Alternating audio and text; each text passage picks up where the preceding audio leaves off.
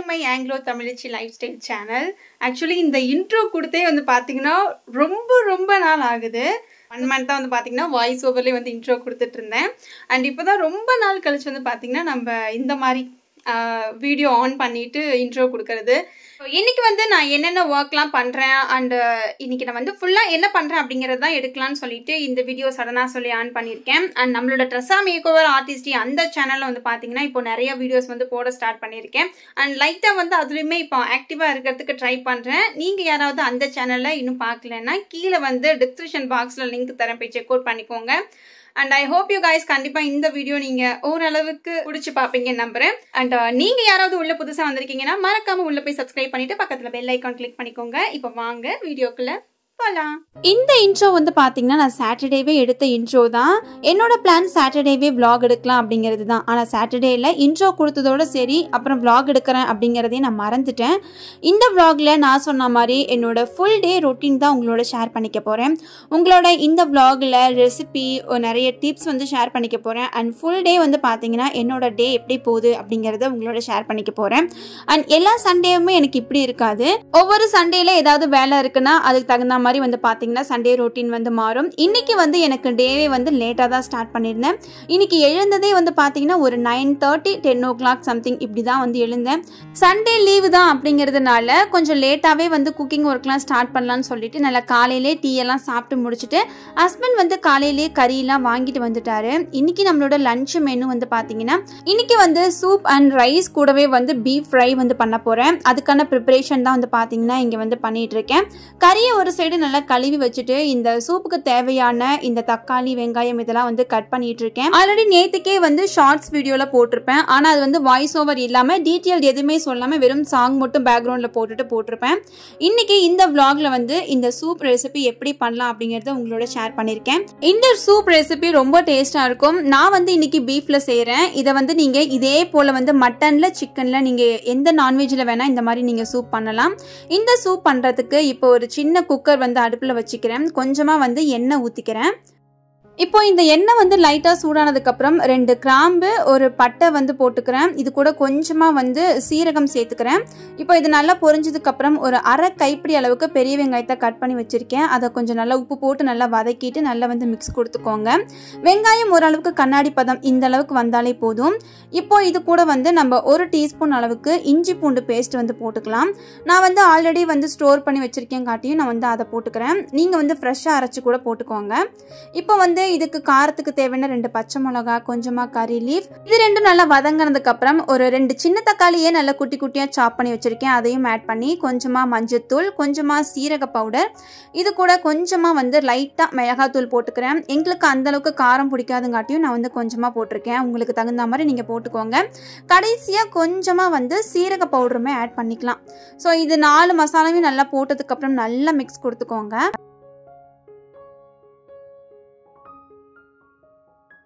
தக்காளி வந்து இந்த அளவுக்கு நல்ல தோலெல்லாம் உறிஞ்சிட்டு இந்த மாதிரி நல்ல எண்ணெய் பிரிஞ்சு வர அளவுக்கு நம்ம வதக்கிக்கலாம். இப்போ வந்து கொஞ்சமா கொத்தமல்லி இலை கட் பண்ணி வச்சிருக்கேன், அதை ஆட் பண்ணிட்டு நம்ம கழுவி வச்சிருக்க இந்த சூப்பு கறியெல்லாம் இதில் ஆட் பண்ணிக்கலாம்.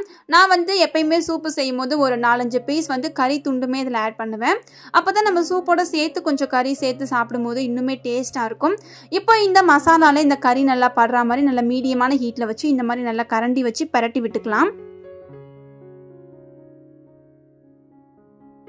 ஒரு 5 நிமிஷம் போல மூடி போட்டு வச்சிட்டிங்க அப்படின்னா நல்லா அந்த பீஃப்ல இருந்து நல்லா தண்ணி வெளியே வரும். இப்போ நல்லா வந்து பெரட்டி விட்டுட்டு நமக்கு சூப்பு எந்த அளவுக்கு தேவையோ அந்த அளவுக்கு வந்து பார்த்தீங்கன்னா தண்ணி ஊற்றிக்கலாம்.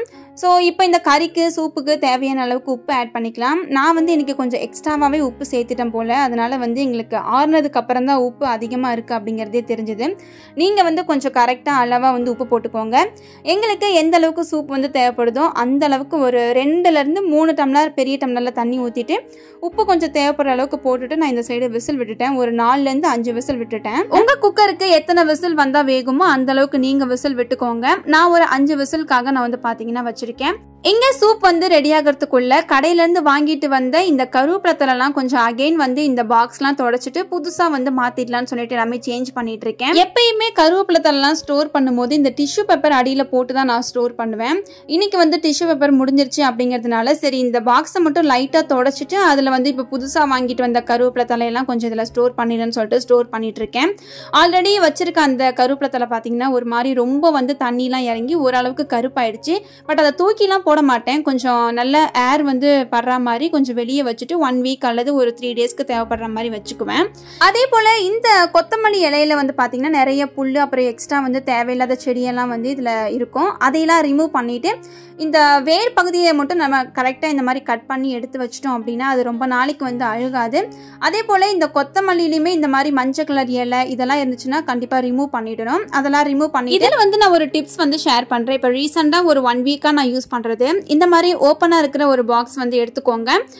கீழே வந்து நீங்கள் டிஷ்யூ பேப்பர் வச்சுருக்கீங்கன்னா அதை நீங்கள் போட்டுக்கோங்க. இப்போ அதுக்கு மேலே நம்ம கட் பண்ணி வச்சுருக்க இந்த கொத்தமல்லி எல்லாம் இந்த மாதிரி போட்டுட்டு அதுக்கும் மேலே டிஷ்யூ பேப்பர் மாதிரி போட்டுக்கோங்க. இன்றைக்கி என்கிட்ட ஒரு காட்டன் துணி மாதிரி இருந்தது. அதை வந்து எந்த சைடும் வந்து தண்ணி படாத மாதிரி ஃபுல்லாக வந்து க்ளோஸ் பண்ணிவிட்டு ஃப்ரிட்ஜில் வந்து அப்படியே ஓப்பனாக மூடி எதுவும் போடாமல் வைக்கணும். இப்படி வைக்கங்காட்டி நமக்கு கண்டிப்பாக 1 வீக் வரைக்குமே அந்த மாதிரி நல்லா ஃப்ரெஷ்ஷாக இருக்கும். நான் இப்படி தான் 1 வீக் யூஸ் பண்ணுறேன். ரொம்பவே சூப்பராக இருக்குது. நீங்களும் ட்ரை பண்ணுறீங்கன்னா ட்ரை பண்ணி பாருங்கள். எக்ஸ்ட்ரா இங்கே வச்சுருக்க இந்த கறி லீஃப்லாம் கொஞ்சம் ஓப்பனாக இருக்கிற பாக்ஸ்லேயே வச்சுட்டு காலையிலேயே வந்து இந்த டீ கொஞ்சமாக வச்சுருந்தேன். அதனால் இங்கே சூப் வந்து ரெடி ஆகிறதுக்குள்ளே டீ வந்து பார்த்தீங்கன்னா அப்படியே கொஞ்சம் நேரம் என்னோட வீடியோஸ்லாம் பார்த்துட்டே வந்து டீ குடிக்கலான்ட்டு அப்படியே கிச்சன்லேயே சைடில் ஒரு சேரை போட்டு உக்காந்துட்டேன். நம்ம வீடியோஸை ரெகுலராக பார்க்குறவங்களுக்கு கண்டிப்பாக தெரியும். நம்ம கிச்சன் வந்து பார்த்தீங்கன்னா சின்ன கிச்சன் தான். நம்ம வந்து உள்ளே ஃப்ரிட்ஜ் வச்சுருப்போம் கிச்சனுக்குள்ளே. இப்போ அந்த ஃப்ரிட்ஜ் எடுத்ததுக்கப்புறமா நல்ல ஸ்பேஷியஸாக இருக்குது கிச்சனே. இங்கே சாப்பாடு ரெடி ஆகிறதுக்குள்ளே கொஞ்சம் கிச்சன்லேயே உட்காரத்துக்கும் டீ குடிக்கிறதுக்கும் கொஞ்சம் வந்து ஈஸியாக இருக்குது. என்னோட வீடியோவை நானே வந்து பார்த்துட்ருக்கேன். அதை தான் உங்ககிட்ட காமிச்சிட்டு இருந்தேன். இந்த சைடு நமக்கு வந்து பார்த்தீங்கன்னா சூப்பராக வந்து ஒரு 5லேருந்து 6 விசில் விட்டுருந்தேன்னு நினைக்கிறேன். நல்லா வந்து வெந்துருச்சு. கறி சூப்பராக வெந்துருச்சு. நல்லா கலர்லாம் சேஞ்ச் ஆகி சூப்பராக இருக்குது பாருங்கள். கடைசியாக இன்னும் கொஞ்சம் வந்து பெப்பர் தூளை மட்டும் தூவிட்டு லைட்டாக கலக்கி விட்டுட்டு நீங்கள் வந்து சர்வ் பண்ணிங்கன்னா ரொம்ப டேஸ்ட்டாக இருக்கும். கண்டிப்பாக நீங்களும் என்னைக்காவது சூப் செய்கிறீங்க அப்படின்னா இதே மாதிரி மெத்தடில் நீங்கள் எந்த நான்வெஜ்ஜில் பண்ணுறீங்களோ அதே மாதிரி செஞ்சு பாருங்கள். ரொம்ப ரொம்ப டேஸ்ட்டாக இருக்கும். தொண்டைக்கும் ரொம்ப நல்ல இதமாக இருக்கும்.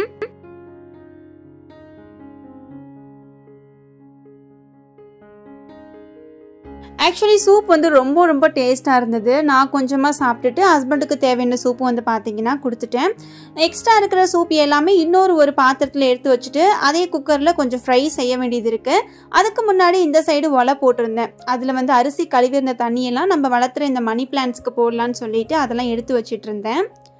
நம்ம வீட்டில் இந்த கோகனட் ஆயில் போட்டதுக்கப்புறமா எல்லா செடியிலேருந்தும் அழகாக புதுசாக லீஃப்லாம் வந்து அழகாக வந்துட்டுருக்கு. அதை தான் உங்ககிட்ட காமிச்சிட்டு இருந்தேன். நான் வந்து 2 days ஒன்ஸ் அல்லது 3 days ஒன்ஸ் ஆகுது அரிசி கழுவுன தண்ணியை இந்த மணி பிளான்ட்ஸ் எல்லாத்துக்குமே வந்து ஊற்றிட்டு இருப்பேன். அது போக டெய்லியுமே இந்த வாட்டர் ஸ்ப்ரே வச்சுட்டு லீஃபுக்கு மட்டும் படுற மாதிரி வந்து ஸ்ப்ரே பண்ணி விடுவேன். அது கொஞ்சம் நல்லா வந்து ஃப்ரெஷ்ஷாக இருக்க மாதிரி இருக்கும். அப்படிங்கிறதுனால நான் அதை வந்து பண்ணிட்டு இருக்கேன். ஸோ நீங்களும் யாராவது மணி பிளான்ட்ஸ் வளர்த்துறீங்கன்னா கண்டிப்பாக வந்து நீங்கள் அரிசி கழுவுன ஃபஸ்ட்டு கழுவுற தண்ணியை வந்து நீங்கள் மணி பிளான்ட்ஸ்க்கு ஊற்றுங்க. அது நல்லா வந்து க்ரோத் இருக்கும். ஸோ கண்டிப்பாக நீங்களும் ட்ரை பண்ணி பாருங்கள்.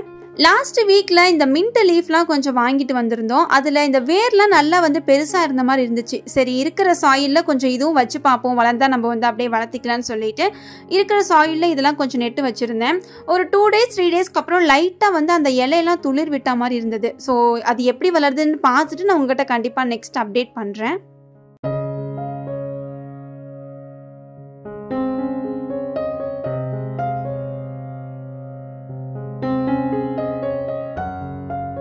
இந்த vlog கொஞ்சம் பெருசாக தான் இருக்கும். கண்டிப்பாக நீங்கள் ஸ்கிப் பண்ணாமல் பார்ப்பீங்கன்னு நம்புகிறேன். ஏன்னா இது ஓரளவுக்கு வந்து உங்களுக்கு யூஸ்ஃபுல்லான vlog-ஆக தான் இருக்கும்.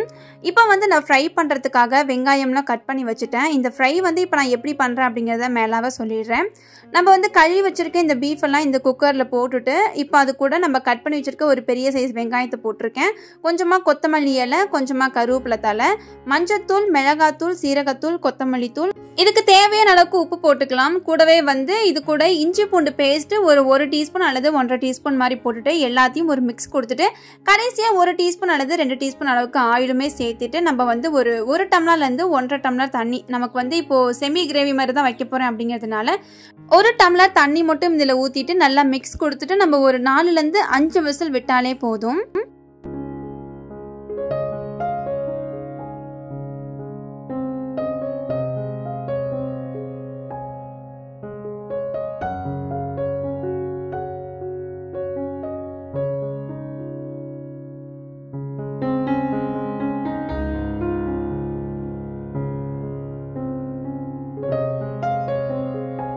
ஒரு சைடு சாப்பாடு ரெடி ஆயிடுச்சு. இன்னொரு சைடு வந்து பார்த்தீங்கன்னா நம்ம வந்து ஃப்ரை பண்ணுறதுக்காக கறி வேக போட்டிருந்தோம் இல்லைங்களா, அதுவும் சூப்பராக வெந்துடுச்சு. எக்ஸ்ட்ராவாக தண்ணி கொஞ்சம் அதிகமாக இருந்தது, அதனால் அதை மட்டும் அப்படியே அந்த குக்கர்லேயே வந்து பார்த்தீங்கன்னா நல்லா தண்ணி வந்து ட்ரை ஆகிறதுக்காக நல்லா கொதி வர வச்சுட்டேன். நல்லா ஹை ஹீட்டில் வச்சு ஒரு 5 நிமிஷத்துக்கு இந்த மாதிரி கொதி வர விட்டோம்னா சூப்பராக வந்து ட்ரை ஆகிடும். மதியம் நல்லா சாப்பிட்டு முடிச்சதுக்கப்புறம் கொஞ்சம் நேரம் ரெஸ்ட் எடுத்தாச்சு. அகெயின் ஒரு 4 o'clock மாதிரி நான் நல்லா ஃப்ரெஷ் ஆகிட்டு எனக்கு பிடிச்ச மாதிரி ஏதாவது டிவியில் வந்து பாட்டு போட்டுட்டு அதுக்கப்புறம் தான் மற்ற வேலைகள்லாம் பார்ப்பேன்.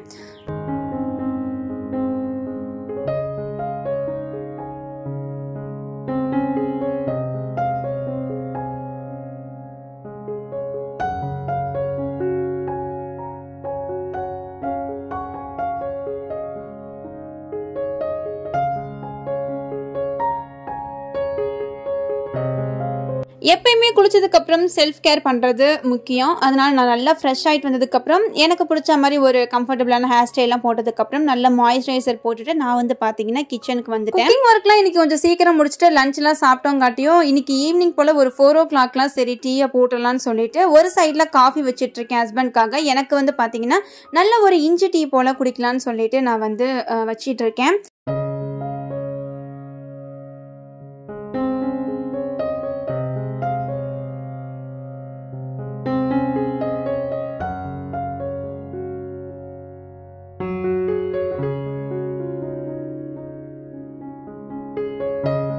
இப்போ லாஸ்ட் 1 மந்த்தாக வந்து நாட்டு சக்கரையில் தான் டீ போட்டுட்ருக்கேன். ஃபஸ்ட்டு பழைய வீடியோஸ்லாம் சொல்லியிருப்பேன் இந்த நாட்டு சக்கரை வந்து குடிக்கிறதுக்கே ஒரு மாதிரி இருக்குது அப்படின்னு சொல்லிட்டு. ஃபஸ்ட்டுலாம் நாட்டு சக்கரையில் எனக்கு சுத்தமாக டீ போடவே தெரியாது. அங்கே எப்பயும் போல் வந்து ஒயிட் சுகர் எப்படி நம்ம கொதி வர விடுவோமோ அதே மாதிரி கொதிச்சிட்டு இருக்கும் போதே வந்து பார்த்தீங்கன்னா நாட்டு சக்கரையும் போட்டு கொதிக்க விட்டுருவேன். அது அப்படியே ஒரு மாதிரி திரிஞ்சா மாதிரி ஆகிடும். அதுக்கப்புறம் யதார்த்தமாக ஒரு வீடியோ பார்த்ததுக்கப்புறம் தான் அடுப்பு ஆஃப் பண்ணிவிட்டு இந்த மாதிரி நாட்டு சக்கரை வந்து போடணும்னு சொல்லியிருந்தாங்க. ஸோ அன்னையிலேருந்து வந்து பார்த்தீங்கன்னா நான் இப்போ ஆஃப் பண்ணிவிட்டு அதுக்கப்புறம் தான் வந்து டீ வந்து போடுறேன். இப்போ எனக்கும் ரொம்ப பிடிச்சிருச்சு. உங்கள் யாருக்காவது இப்படி மாதிரி நடந்திருக்குன்னா கண்டிப்பாக ஷேர் பண்ணிக்கோங்க.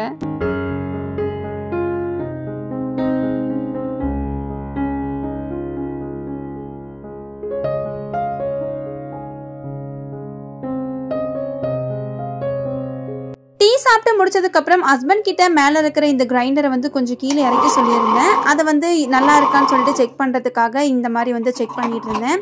ஆக்சுவலாக ஒரு 1 year 2 yearsக்கு முன்னாடி வந்து நான் கிரைண்டரில் தான் வந்து மாவெல்லாம் அரைப்பேன். கொரோனாலாம் இருக்கும்போது நாங்கள் எப்பயுமே வீட்டில் மாவு அரைக்கிறது வழக்கமாக தான் இருந்தது. அதுவும் எங்கள் மாமியார்லாம் இருக்கும்போது நாங்கள் எப்பயுமே மாவு அரைச்சி வச்சுருவோம். அதை தான் வந்து மார்னிங்லேயும் சரி இல்லை நைட்டு சாப்பாடு பத்தலைனாலும் சரி இந்த மாதிரி தோசை போட்டுக்கிறது. என்ன நினச்சேன்னு தெரியல, இந்த கிரைண்டர் வச்சிருக்கிறத மறந்தே போயிட்டேன். மேலே தூக்கி வச்சதோட சரி அன்றைக்கி யதார்த்தமாக வந்து க்ளீன் பண்ணும்போது எடுத்து கொஞ்சம் முன்னாடியே வச்சுருந்தோம். சரி இனிமேல் வந்து வீட்டிலே மாவு அரைச்சிக்கலாம் எதுக்குன்னு சொல்லிட்டு காலையில் பிரேக்ஃபாஸ்ட்டுக்காக இருக்கட்டும் அல்லது டின்னருக்காக இருக்கட்டும் இனிமேல் நம்ம வீட்டிலே வந்து கிரைண்டரை வச்சு நம்ம மாவு அரைச்சிக்கலான்ட்டு அதெல்லாம் செக் பண்ணி பார்த்துட்டு அப்படியே நம்மளோட கிரைண்டரும் வந்து பார்த்திங்கன்னா லைட்டாக தொடச்சி விட்டுட்டேன்.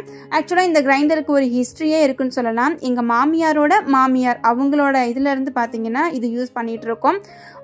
எங்கள் மாமியார் எனக்கு எப்படி வந்து க்ளீனாக வச்சுக்கோன்னு சொல்லி சொன்னாங்களோ அதே தான் நான் இன்னும் வந்து ஃபாலோ பண்ணிகிட்டு இருக்கேன். எத்தனை டைம் எடுத்து யூஸ் பண்ணாலுமே எல்லா எலக்ட்ரிக் திங்ஸுமே இந்த மாதிரி யூஸ் பண்ணும்போது நல்லா தொடச்சிட்டு ட்ரை பண்ணிட்டு க்ளோஸ் பண்ணிட்டோம்னா நல்லாவே ரொம்ப நாளைக்கு தாங்கும்.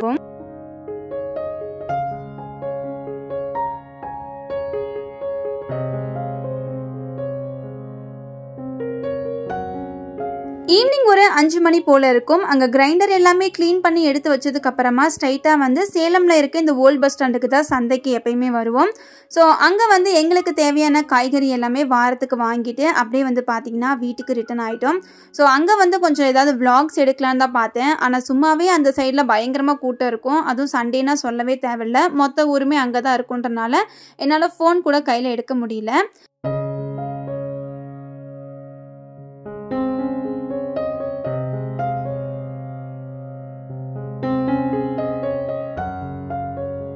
எங்களுக்கு தேவையான காய்கறிகள் எல்லாமே வீட்டுக்கு வாங்கிட்டு வந்தாச்சு. அது எல்லாமே கொஞ்சம் வந்து இந்த ஃபேனுக்கு அடியில் கொஞ்சம் ட்ரை ஆகிறதுக்கு விடலான்னு சொல்லிட்டு எல்லாமே எடுத்து வச்சுட்டு இருந்தேன். முக்கியமாக வந்து என் கண்ணில் இந்த வீக் வந்து இந்த புளிச்சக்கீரை பட்டது. எனக்கு இந்த புளிச்சக்கீரைனா அவ்வளோ பிடிக்கும். கண்டிப்பாக இந்த ரெசிபி செய்யும் போது உங்களோட ஷேர் பண்ணிக்குவேன், மறக்காமல் பாருங்கள்.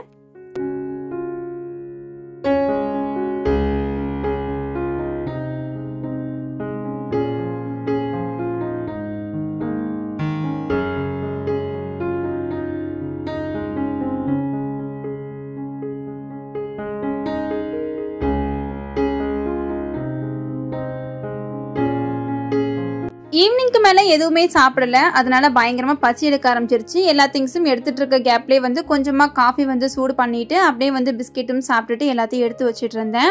இப்போதைக்கு இந்த பிரியாணி பாக்ஸ்லாம் வந்து எடுத்து வச்சுருப்பேன். அதில் தான் இந்த கொத்தமல்லி, புதினா, இந்த பச்சை மிளகாய் இதெல்லாம் வந்து பார்த்தீங்கன்னா இந்த டிஷ்யூ பேப்பரில் வந்து போட்டு வச்சுட்ருக்கேன். பட் ஃப்யூச்சரில் கண்டிப்பாக வந்து இந்த மீஷோவில் இல்லைனா ஆன்லைனில் இந்த மாதிரி செட் ஆஃப் பாக்ஸ்லாம் வாங்கினேன்னா கண்டிப்பாக வந்து ஸ்டோர் பண்ணுற மாதிரி ஐடியா இருக்குது. அப்படியே வாங்கினேன்னா கண்டிப்பாக நான் உங்களோட லிங்க் கூட ஷேர் பண்ணிக்கிறேன், எப்படி நான் அரேஞ்ச் பண்ணுறேன் அப்படிங்கிறது எல்லாமே.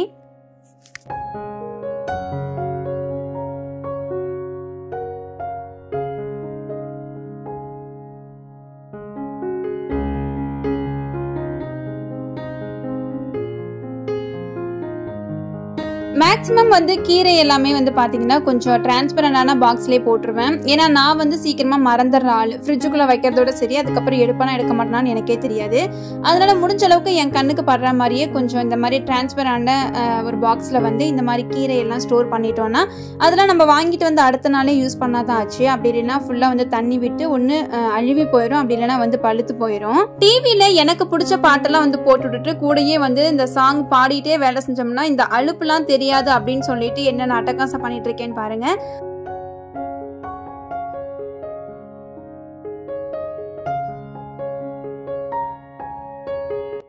ஆல்ரெடி சந்தைக்கு போயிட்டு வந்ததே பயங்கர டயர்டாக இருந்தது அப்படிங்காட்டியும் நான் வந்து இந்த திங்ஸ் எல்லாம் எடுத்து வைக்கிறதுக்குள்ளே எனக்கு போதும் ஆயிடுச்சு. அதனால தான் வந்து பார்த்தீங்கன்னா பாட்டெல்லாம் பாடிக்கிட்டு அப்படியே வந்து கொஞ்சம் வைபோடவே வந்து இந்த திங்ஸ் எல்லாம் வந்து எடுத்து வைக்க ஸ்டார்ட் பண்ணிட்டேன். நானும் இந்த வீடியோவை எவ்வளோ வந்து ஷார்ட்டாக முடிக்கலாம்னு சொல்லி ட்ரை பண்ணேன். பட் நான் ஃபுல் டே எடுத்தேன் அப்படிங்காட்டியும் என்னால் வந்து ஷார்ட் பண்ண முடியலங்க. என்னோட வீடியோவை இவ்வளோ நேரம் பொறுமையாக பார்த்தவங்க யாராவது இருந்தீங்கன்னா கண்டிப்பாக எனக்கு ஒரு ஹாய் சொல்லிட்டு போங்க. ஏன்னா இவ்வளோ பெரிய வீடியோ நான் எடிட் பண்ணுறதே ரொம்ப கஷ்டமாக இருந்தது. நீங்கள் உட்காந்து பார்க்குறீங்க அப்படிங்கும்போது ரொம்ப பெரிய ஒரு சல்யூட் தான் உங்களுக்கு.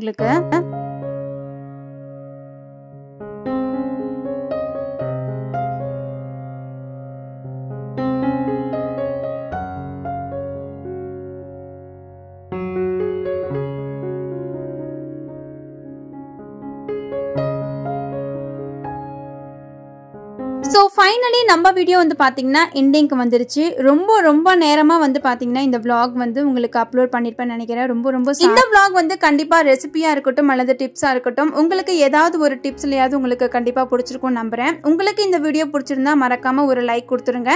அதே போல் யாருக்காவது ஷேர் பண்ணணும்னு தோணுச்சுன்னா ஷேர் பண்ணுங்கள். இதே போல் ஒரு சூப்பரான வீடியோ vlog-ஓட வரேன். அது வரைக்கும் பாய்.